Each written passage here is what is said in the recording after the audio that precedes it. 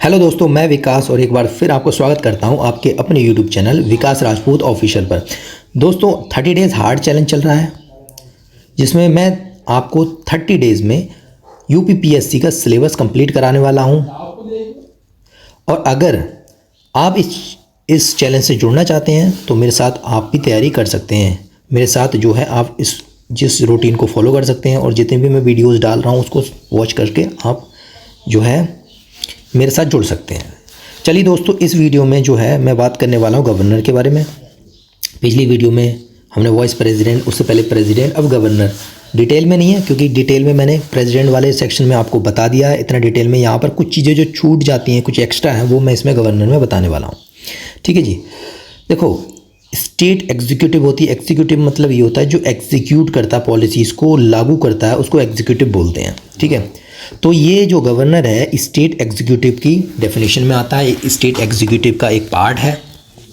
ठीक है, जैसे ही प्रेसिडेंट जो है वो सेंट्रल जो है वो सेंट्रल एग्जीक्यूटिव के पार्ट था, तो यहाँ पर जो है वो स्टेट एग्जीक्यूटिव का पार्ट है। ये आर्टिकल 153 में आता है। ठीक है जी, 153 में जो आर्टिकल में आता है। और स्टेट एग्जीक्यूटिव 153 से लेकर 167 पार्ट 6, पार्ट 5 सेंटर से था, पार्ट 6 जो है स्टेट से था। ठीक है, तो दोनों पार्ट याद रखने हैं, पार्ट 5 और पार्ट 6। ठीक है, तो किस में है? पार्ट 6 में है not applicable JNK, Jammu Kashmir में एप्लीकेबल नहीं था। क्यों नहीं है? क्योंकि वो उस टाइम जो है आपको पता है जो 370 थी, तो इस वजह से JNK में एप्लीकेबल नहीं था। लेकिन अब गवर्नर LG साहब जो हैं वो वहाँ पर हैं। तो चलो ठीक है, अब यहाँ पर गवर्नर के बारे में बात करते हैं। स्टेट एग्जीक्यूटिव मैंने कहा था, centre executive governor. State executive में कौन सा? Governor, CM, council of ministers और एडवोकेट जनरल ऑफ स्टेट। वहाँ पर क्या थे? प्रेसिडेंट, CM की जगह PM थे यहाँ पर। काउंसिल ऑफ मिनिस्टर्स यानी कि मंत्री परिषद या फिर मंत्रिमंडल जो था वो वहाँ पर भी था।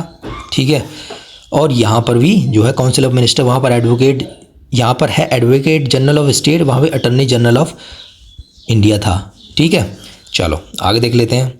तो ये क्या है? एग्जीक्यूटिव हेड है। ठीक है, साथ में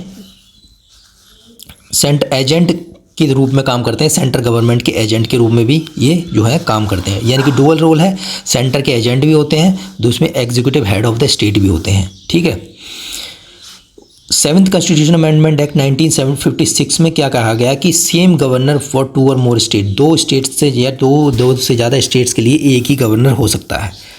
ठीक है, कोई दिक्कत वाली बात नहीं है।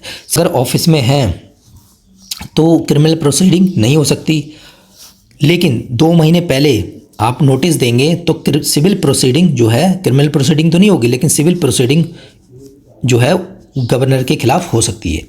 सेम जो केस था वो प्रेसिडेंट के लिए भी था, सेम जो है वो आपका गवर्नर के लिए भी है। ठीक है जी, चलो अब अपॉइंटमेंट की बात कर लेते हैं। अपॉइंटमेंट है, अपॉइंटमेंट कौन करता है? प्रेसिडेंट अपॉइंट करते हैं। ठीक जी, प्रेसिडेंट अपॉइंट करते हैं। 1979 सुप्रीम कोर्ट ने कहा कि ऑफिस ऑफ द गवर्नर जो है is not employment under the central government. तो सुप्रीम कोर्ट ने ये भी कहा है कि जो गवर्नर का एक तरह से ऑफिस है वो एम्प्लॉयमेंट अंडर सेंट्रल गवर्नमेंट के ऑफिस में अंडर नहीं है ये। तो ये मत कहना कि भी सेंट्रल गवर्नमेंट जो है एम्प्लॉय कर दे रही है, एम्प्लॉयमेंट दे रही है। नहीं, वो स्टेट गवर्नमेंट की तरफ से एम्प्लॉयमेंट होता है, ना कि सेंट्रल गवर्नमेंट की तरफ से। चलो, एज कितनी है इनकी? 35 साल, सेम वो जो कि प्रेसिडेंट की थी, 35 साल। Oath chief justice of high court के सामने जो ओथ दी जाती है वो वहाँ पर क्या देती है? Chief justice of India. President जो है चीफ जस्टिस ऑफ इंडिया, यहाँ पर chief justice of high court, या फिर एब्सेंस ऑफ सीनियर मोस्ट जज ऑफ द हाई कोर्ट। ठीक है जी, चलो ठीक है। तो अगली चीज़ देख लें, टर्म। मैं इसलिए वो करा रहा हूँ वॉइस जो प्रेसिडेंट है यहाँ पर और ये गवर्नर, दोनों को कंपेयर इसलिए करा रहा हूँ कि जिससे कि आपको रिवीजन भी होता रहे और आगे भी पढ़ते रहो। टर्म देख लेते हैं, 5 साल, वहाँ भी 5 साल थे। Subject to pleasure of the president, तो प्रेसिडेंट की एक तरह से प्लेजर पे ये काम करते हैं। ठीक है, चलो अगला देख लेते हैं। उसके बाद इन केस वैकेंसी, अगर मान लो वैकेंसी होती है, मैंने बिल्कुल सेम वही चीज़ मैं आपको दोबारा बता रहा हूँ। अगर वैकेंसी होती है तो chief justice of high court may appoint temporary to discharge function of the governor.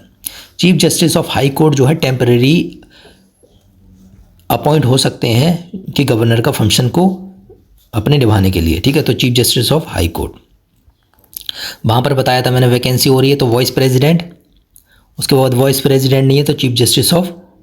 यहाँ पर ऐसा नहीं है, 2 केस है ना। वहाँ पर क्या था कि अगर प्रेसिडेंट की वैकेंट होंगे, प्रेसिडेंट का ऑफिस वैकेंट होगा तो chief justice of high court से पहले क्या है वाइस प्रेसिडेंट टेक ओवर करेंगे।